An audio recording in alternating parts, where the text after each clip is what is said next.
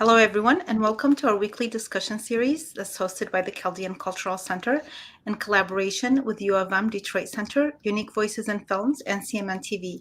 I'm your host, Riam Nemu, and today our guest is Dr. Monica Eraqi. Hello. Thank you. Hi, how are you? Thank you for joining us. So you are our last guest that's celebrating Arab American Heritage Month this month, which is also happens to be Chaldean American Month. So we're very glad to have you. So Dr. Eraqi is an 18-year high school social studies teacher in the Chippewa Valley Schools. A national board certified teacher, she currently teaches U.S. history, economics, and modern Middle East, a course that she exclusively designed and implemented 16 years ago. She has served as an assistant professor teaching multicultural education at the graduate level. She holds a doctorate from the University of Michigan in curriculum and instruction. Her research and publications are concentrated on multicultural education with a specific focus on Arab American and Muslim American studies at the secondary social studies level. Wow, your position is very highly needed right now with all the things that are going on, right? So before we get into all these topics, though, tell us a little bit about your background, where you were born, and what it was like growing up as an Arab American. So actually, I was born here in Michigan, in Warren, Michigan, and my parents are both immigrants. My dad immigrated from Egypt. My mom immigrated from a small Eastern European country known as Slovakia, which at the time was part of the larger Czechoslovakia.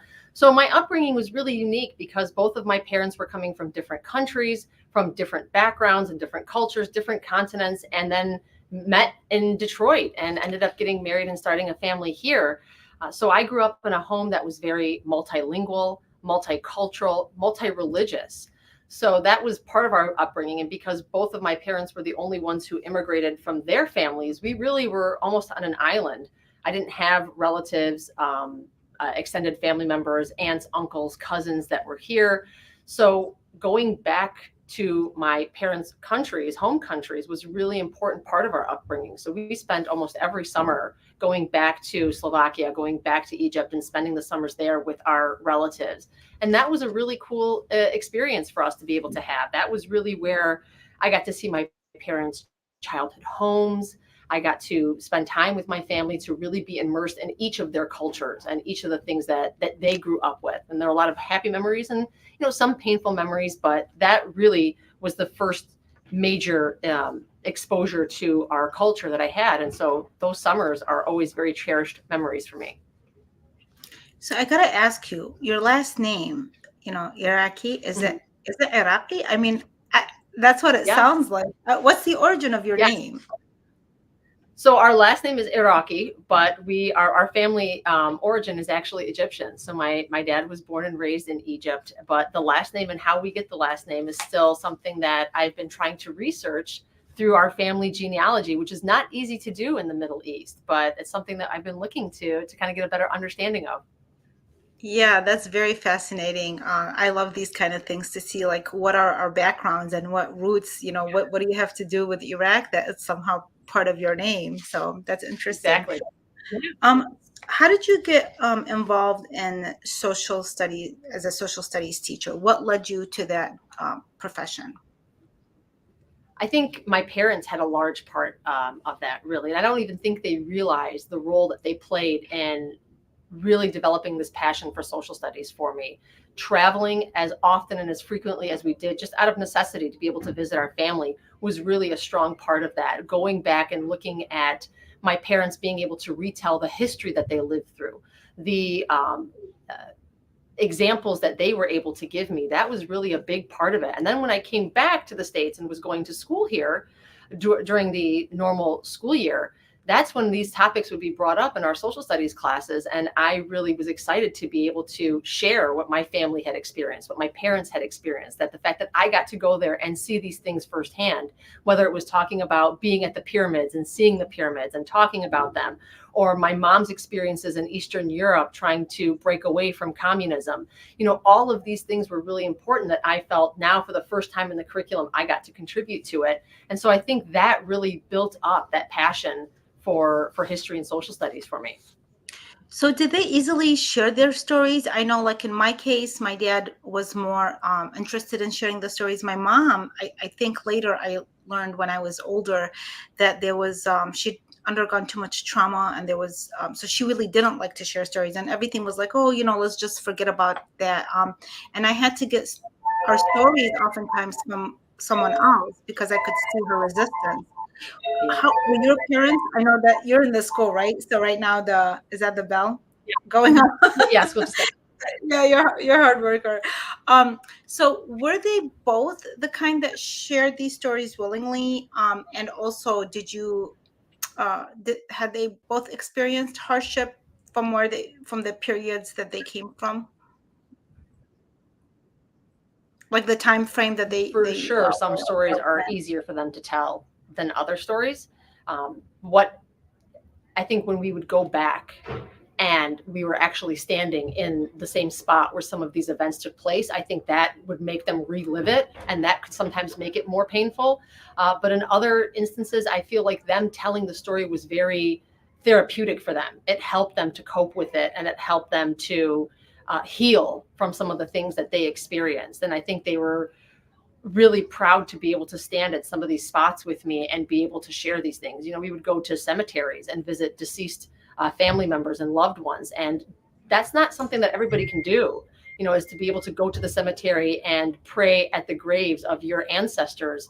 So even though it was painful and difficult to do, the fact that we could do it, I think, was a really important factor in some of those things. And so maybe they didn't feel as comfortable all the time, but they definitely did their best to try to explain the circumstances that they had experienced. And so I think for them, sometimes it was a healing factor. Yeah, I totally believe in that. I feel that some of the things, I was born in Baghdad, and that some of the trauma that I went through, that it was through storytelling that I was able to get past that to the point where I can share a story and not feel as there's some detachment, that I realized it happened. I looked at it, I acknowledged it. It doesn't mean that it exists today, that it doesn't have to be a part of my everyday life. And I know that this is something very, very important for most people, but especially for Middle Easterners, because they have gone through quite a bit from the region. There's so many wars and things like that going on. And I was wondering, what inspired you to design and implement the Modern Middle East course? And what impacts has it had so far on your students? The first time I actually was able to take a Middle Eastern course wasn't until I was in college. And so it was when I got into my freshman year of college and I had an elective called the Modern Middle East, and I took that course. It was so eye-opening for me. This was something where I had a chance to see the stories that my dad had been telling me since I was a little kid. And now my professors were standing in front of me and telling me these same stories and verifying and confirming the stories that my dad had told me. It also showed me how important the Middle East was, how important and influential the Middle East was, something that I didn't see in the traditional public school curriculum, which was very Eurocentric. And we also have to be careful when we use this term Eurocentric, because my mom is from Europe, but even then, it's a very Western European centric curriculum that we see happening in public schools. I mean, we barely talked about Eastern Europe or even my mom's country. So it was really important that when I got to college and I had a chance to see this, that I gained a better appreciation for it. But at the same time, I also felt cheated. Why was it now, as somebody who is 18 years old, why am I just now learning about the history of my ancestry? Why wasn't I learning about it before? So that was one of the things that I was learning about the Renaissance, and I was learning about Italy and Spain and France and Great Britain and Germany, but I wasn't learning about the importance of the Middle East. And so that's what really made me very hungry. I wanted to know more. So from one course, I kept taking courses. I eventually went to the American University in Cairo and took more courses while I was in Egypt and came back. And this led to a whole evolution for me of really trying to dig into my culture, dig into Middle Eastern history, learn more about it. That while this event was happening in Europe, what was happening in the Middle East? While this was happening in America, what was going on in the Middle East, to really get a more clear perspective of my own ancestry. And then I thought, wow, this would have been great if I would have had this when I was in high school. when I was a student. And so when I became a teacher, that was a really profound moment for me to be able to say, I want my students to be able to see this. But I think the biggest factor was that, when I was a public school student, this was all pre 9/11. And then I became a teacher post 9/11. So when I entered the classroom, I found that even my students had a lot of questions about the Middle East, about what was going on in the Middle East. And they didn't know how to ask these questions. And so thankfully I was able to develop enough of a connection to the students that they felt comfortable to approach me and ask me these questions. And that's when I thought, these kids have questions and they want to know more. We need to have a course. And so that's what really led to the development of it, of, creating a course that would allow them to be able to answer these questions that they had. What is America's role in the Middle East? What is happening in the Middle East currently? So it went from focusing on the events of 9/11 and after to now being a more current events course about the Middle East. As I listen to this, I can't help but smile to the similarities that, yesterday I did a presentation for Ford, and a lady asked me a very nice question at the end. She said, what similarities would you say that the Chaldeans have with the Arabs? Because as we know, there are sometimes tensions, there's some identity issues that people want to identify as Chaldeans, oftentimes because they could not express that from where they came from. But everything you just now expressed has been also, it's so similar to what we went through when we discovered, like, oh, what is it to be Chaldean? I'm just coming across this now. And aside from the religious aspect, what is it really to be Chaldean? So I'm going to add this into one of the similarities, okay, Monica, because I gave her other similarities like the food, the language, the music, a lot of many, many beautiful things that we do have in common. But now on a deeper level, I think the immigration experience, we might have left for different reasons in some cases, but everything that you just described, it seems like we got to know who we are when we got older and when we started seeing that our stories were missing from educational institutions, from places, and we started digging and wanting to know and to see how can we use our position and our role to educate people. I know, like, a lot of young people also, for me, they say, we want to find out more. And in our case, I think we're still kind of digging for that research, whereas the Arab American community and the Muslim community has a lot more information out there.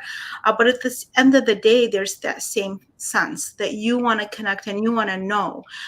So it's really commendable work. And it's just, but the similarities, I just love that. The more we speak, the more we communicate, the more we find how similar we have. And also, I think the differences are unique as well. I mean, we're all different, even as Chaldeans or Arab Americans, we all have different points of views, different political views. That's another thing. Sometimes people think because you're Chaldean, you fit into that category. And if you're an Arab, you fit into that category. And that's not necessarily true either. Right. Yeah. That's a big part of having the course. And that was one of the key reasons for why I called it the Modern Middle East course, because I wanted to make sure that I was including all Middle Eastern students. I didn't call it an Arab American course. It was really meant to focus on all of the different backgrounds that exist in the Middle East and to really try to shift that single story narrative that people have of the Middle East. So I wanted them to see how diverse the Middle East is, how many different ethnic and religious groups that we have in the Middle East, the number of languages, how different the cuisine is, and the clothing and the culture. I wanted them to see that the Middle East is a very, very unique, very beautiful place, but they weren't seeing that because they just weren't being exposed to it. And so that was a strong part of that.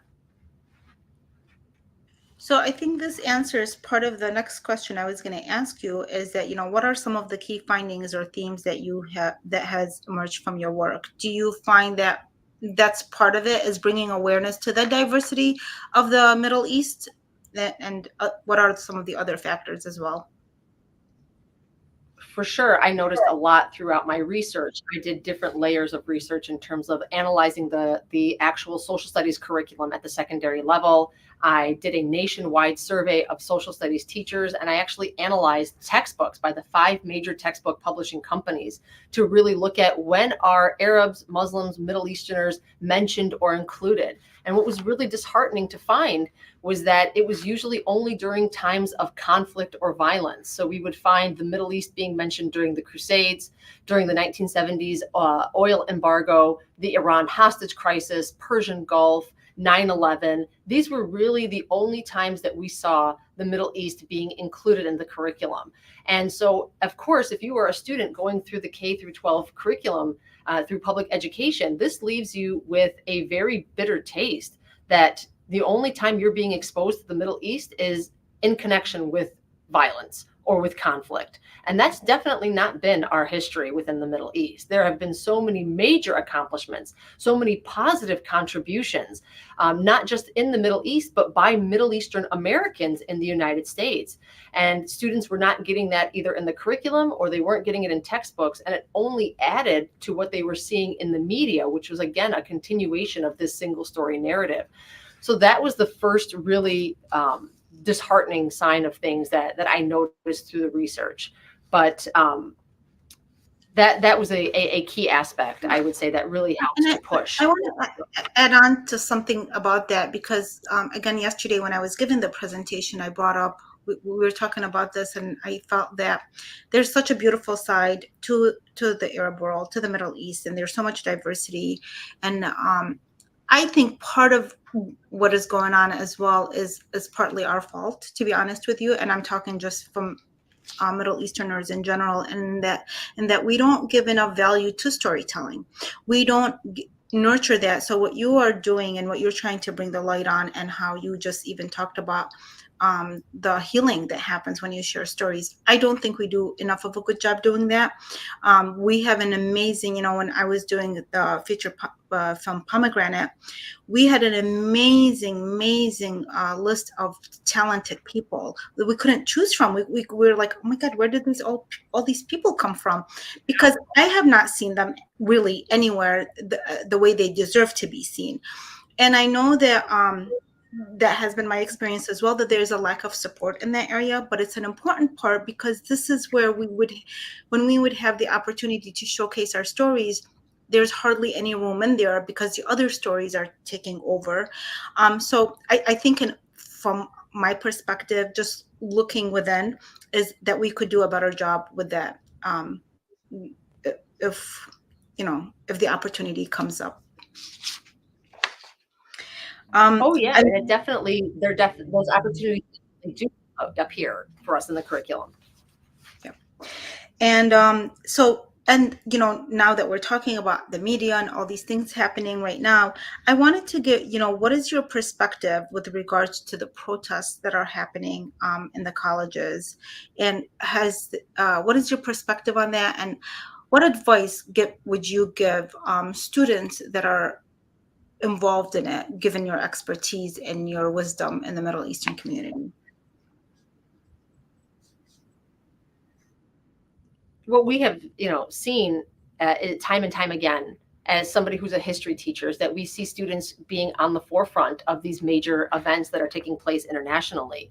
Students are pushing and wanting more information. They want to know more about boycott, divest, and sanction. They want to know more about how money is being spent. They want to know and be more involved in these types of events. And so they're really working hard to educate themselves, but also to educate other Americans. And so I think that is a huge part, but that's been the history of American education. Honestly, we have seen students again and again being at the forefront of making these changes. And we've seen the classroom be a battleground for a lot of these things that are taking place. So the protests that we see happening across college campuses, this is not a new phenomenon for the United States. We saw protests happening on college campuses when it came to the Vietnam War. We saw discussions about whether schools should segregate or integrate happening in the 1950s and into the 60s. We saw questions about whether or not schools should teach about Darwinism and science versus creationism. So the classroom has always been a key place where we've had these major discussions. And so I think what we're seeing right now is that the students, again, are at the forefront of this, really trying to make some key changes. Excuse me for just 1 second. To some of the things that we see happening. And they've definitely shown passion and shown research in what they've been trying to do. So they're following a long American tradition that we've seen happening, again, on college campuses and universities.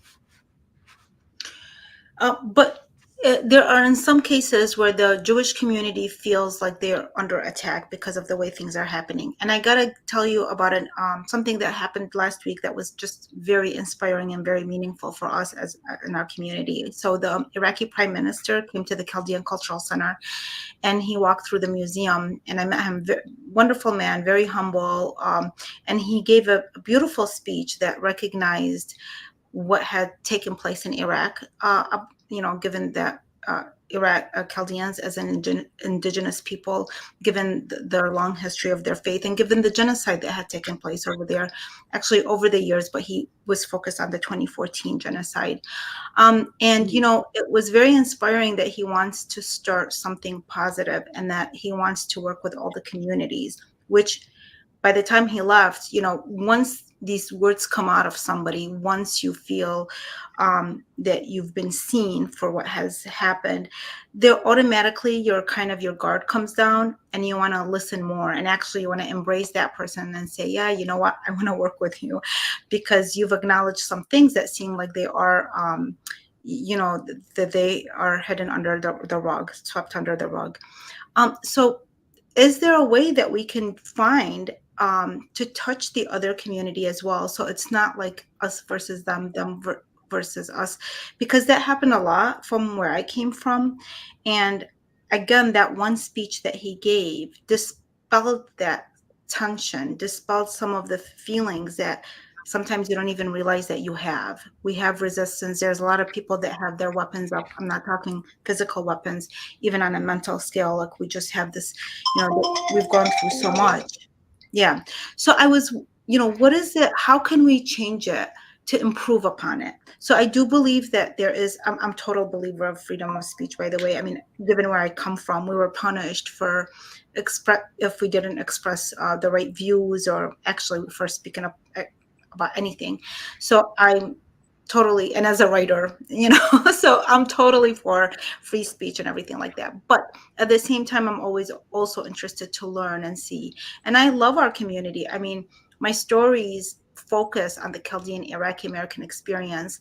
And I work with Arabs regularly, and they're my friends. And this is just something we care about each other. Obviously, we care. The Muslim community had joined us. It was just a beautiful scene, like at the event. They were our bishop was sitting with with the imams, and it was just such a beautiful sight and sound what we were hearing.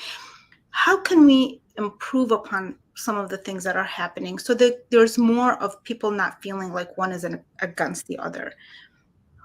Well, I think this really is the protests that we see that are happening are really not just being led by Arab or Muslim students, or even American students that we see being a part of this. Some of the other communities have been incredibly strong voices in this. Other communities that have experienced genocide. We see the Jewish community really coming out in large numbers and exposing themselves to be out there at support at these universities and protests worldwide to support Palestinians, and to really call out Israel for its acts of genocide that we see happening in Gaza. So the Jewish community has come out in large numbers and really worked together as a coalition with other communities to be able to raise awareness to what's happening. We see the Christian community coming out in big numbers. This is a multifaceted, it's not just isolated to one ethnic group or one religious group. We see other communities who have been exposed to genocide or have experienced genocide, who, whether it was because of their ethnicity or their religious background, all now coming together because they understand that this is now a major event that they want to be a part of to promote awareness about Palestine, or to prevent the genocide that's taking place, whatever action. But sitting by idly, they have a hard time doing. So I think we've already seen on many levels, Jewish and Christian, Muslim, whether they're Arab or whether they are multiracial, are coming together to be able to support what we're seeing, whether it's the student protests or any of the protests that we've seen taking place across the nation. They've been out there blocking ships that are sending weapons to Israel. They've been out there protesting at Congress. They have shut down subway systems in New York, and they've all been working together very actively. So I think there's already a strong coalition that we've seen. Yeah, and I agree. Like for us, because of the war in Iraq, which cost it was such a senseless war. Everybody at this point agrees on that. So of course we're totally against war and all the damage that that does. I think what the other community might feel is that like the sense of not wanting to in any kind of way kind of look at October 7th. And to me, from what they have shared with us, this is the area is wondering why can't like we both feel something for both incident where we don't want terrorism and we don't want war, which is, just both are, I don't know why I don't have my phone off this today, which are both, just harmful for society in general. I think this might be the area where they feel a little bit unheard or unseen. And it's a really strange phenomenon because for example, when Russia invaded Ukraine, if people talk about Russia today, nobody says, well, you're being anti-Ukrainian. You know what I mean? So we see this is a different field or a different scope that we've noticed happening when it comes to the Palestinian issue that we didn't necessarily notice 2 years ago when we were talking about Ukraine. So I know that there'll definitely be sensitivity on both sides, but it's in recognizing that when you're analyzing the Palestinian situation, this is a situation that's been going on for 70 years. Nobody is saying that Hamas is correct, that what happened on October the 7th is correct. That's not what this is about. This is about ending the slaughter that we see happening in Gaza. This is a humanitarian issue, that we are against the killing and slaughtering of children. We are against and opposed to genocide. That is a clear stance as a humanitarian issue. So we have just a couple of minutes left, and I wanted to talk about some of your other work, including that. So you've developed lessons for the Arab American National Museum and Georgetown University. When you develop these lessons, what do you put into consideration? And is like right now with what that's happening, does that change what you're creating, or are those two separate things? How do you make those decisions? The first thing that has to come to mind is that when we're building lesson plans is always analyzing the state standards and benchmarks. What are the things that have to be taught and that are required to be taught, whether it's by the state of Michigan or nationally? So that's the first guiding thing, would be our state standards and benchmarks. So we would analyze the standards and benchmarks, and then we would look to see, well, what are teachers in need of? What are they asking for? Are they asking for more lesson plans specifically designed about how to include this narrative in English and language arts? Is it in social studies, math, or science? So that becomes the first focus of this. And then we design lesson plans that will help to dispel key myths or stereotypes. And again, as we've said before, to get rid of that single story narrative. We want to make sure that when we're putting forward these lesson plans, that it's really going to focus on getting rid of that single-sided story and showing the beauty within the Middle East. I mean, I really like that, especially the diversity part within the Middle East, because like different people have different views, and I think it's important to have to listen to these, because that's how good debate is made. When you have people not just agreeing with you and just kind of asking questions and probing. And there's been people that I've literally argued with or debated with, and then years later I reflect, because it was a conversation back and forth, and I see where they're coming from, even though maybe not at that time. But for me, I feel like conversation, at least, is like nobody's killing each other. So that's really the best way to go about it.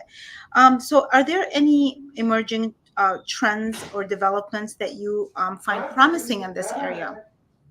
For sure, when it comes to the curriculum, we're definitely seeing teachers saying we want more information. Students are asking for more things. They want to know more about the Middle East. These are very relevant topics. I mean, teaching about genocide is a key standard that we have for the state of Michigan. So these are things that are going to be mentioned or brought up into classrooms anyhow. And so teachers are looking for support. They want training. They want resources on how they can teach these topics in a very balanced and very fair manner, but also more accurately. And I think for a lot of them, they feel like, oh, I don't want to touch the Middle East because I just don't feel confident. I don't know all of the different ethnic groups. I don't know all of the different religious groups that exist in the Middle East. So when you don't feel confident about the topic, that makes you feel more reserved. And we find that over time, it ends up getting, as you said, swept under the rug. That's not what we want. We want you to be fully prepared to be able to talk about these topics with confidence in front of your students in the classroom, to have all the resources necessary to be able to make this happen. So when students ask questions, they will feel like they're coming to a person who knows what they're talking about. And then also the community feels valued. They feel involved in the curriculum and the education. And so that's another key thing that they want to make sure that they are able to have. I mean, I totally agree with that. So our museum is moving and we're adding a genocide gallery. And before I had a really hard time addressing that, again, because of past wounds and just in general, it's like this area you don't want to go to. But you know what? I realized like this is the way it helps healing, but it also prevents from these things happening again. And other communities have been able to share those stories more comfortably because it's been going on for well, because they've been sharing it for longer. It's not because it's been going on with us for a long time, but sharing it hasn't been. And I think it's a very healthy thing. And I really appreciate what you do and that you're creating safe havens for people to share their stories as they are. Because again, like what the Prime Minister shared, that the speech that he gave, we were just so impressed. We were just really cheering for him. It was a healing. And I remember I told my colleagues, the people that I was sitting next to, I said, it's such an inspiring speech. Regardless of what's going to happen tomorrow and how much he can implement it or not, his words were authentic and it created some healing. And sometimes just that shift is all you need to get started, because somebody in the audience, he might not do anything, but somebody in the audience might take that and nurture that and go somewhere with it. So it's very important what you guys are doing. Thank you so much. I look forward to meeting you in person because you are local. So there is that. So a lot of my guests are not, but you are local, and I look forward to meeting you in person. Hopefully, yes. Thank you, Dr. Eraqi. Thank you, everybody, for watching, and have a wonderful day. Bye-bye.